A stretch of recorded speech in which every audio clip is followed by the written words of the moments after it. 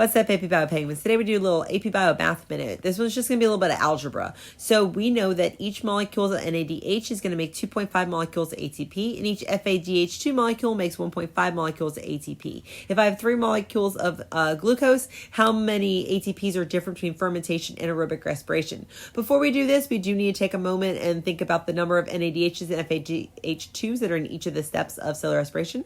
So our first step is glycolysis. We start with glucose, and we're going to end up yielding 2 pyruvates. Now this also yields 2 NADHs as well as yielding 2 ATP molecules. After this step, we move into something called pyruvate oxidation. So as a reminder, we make 2 pyruvates, so we're going to end up having to multiply everything we get in this by 2 to figure out per glucose. So pyruvate is going to yield 1 acetyl-CoA. We're going to end up making 1 NADH, and then of course 1 carbon dioxide is released at this point. Now we're just following the NADHs, so since we go through this 2 times, 1 glucose molecule means that there's going to be 2 NADHs. Our next step would be our Krebs cycle, and again, because this is dealing with one of the acetyl-CoAs, we're going to go through this cycle 2 times. So the acetyl-CoA comes in, we end up yielding 3 NADHs, 2 carbon dioxides, 1 ATP, and then 1 FADH2. So give me a second to get those highlighted for you. So since we have to do this 2 times, remember that means that we're going to end up having 6 NADHs, 2 ATPs, and 2 FADH2s per glucose molecule.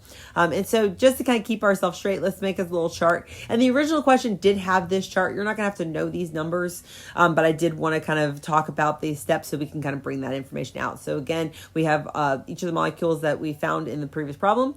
And so now we're just going to take inventory and figure out how much we have for 1 glucose molecule. So we'll do the 2 plus the 2 plus the 6, giving us 10 NADHs that were formed, 2 FADH2s, and then 4 ATPs. Each of those 10 NADHs are going to make 2.5 ATPs each. That's 25. Each of the FADH2s make 1.5 ATPs, so that gives us 3 ATP. And then we add in the 4 ATP, giving us 32 molecules of ATP for 1 molecule of glucose. But the question asks us for 3 molecules, so we multiply by 3, and that gives us 96 molecules of ATP are yielded with the aerobic respiration. Now, if we want to compare that to fermentation, fermentation only goes through glycolysis, and it doesn't go through the electron transport chain. So this means that any of the NADHs that we form in glycolysis are not actually going to get used. So that means that we only have those 2 molecules of ATP. And so since we're looking at 3 molecules of glucose multiplied by 3 times 2, giving us 6 molecules of ATP that are formed in just fermentation. And so if we go and say, okay, well, the 96 minus those 6 gives us 90 molecules of ATP.